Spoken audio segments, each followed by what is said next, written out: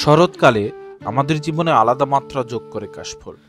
নীল শাড়ি পরে কাশফুলের সাথে ছবি তুলে প্রোফাইল পিকচার দেবার একটা বাসনা কিন্তু থেকেই যায়। একগুচ্ছ শুভ্র কাশফুল কার না ভালো লাগে। এই কাশফুল নিয়ে কত কারাকারি। আশেপাশে যেখানেই একটু কাশফুল ফোটে সেগুলো নিমেষে গায়েব হয়ে যায়। ঘুরতে গিয়ে দেখা যায় কাশফুল সব তুলে নিয়ে গেছে। প্রশ্ন হলো, এই মুহূর্তে বগুড়াতে কাশফুল কোথায় পাবো?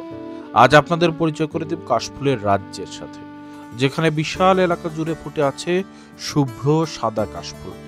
এখানে আসলে হারিয়ে যাবেন কাশফুলের সাদার মাঝে।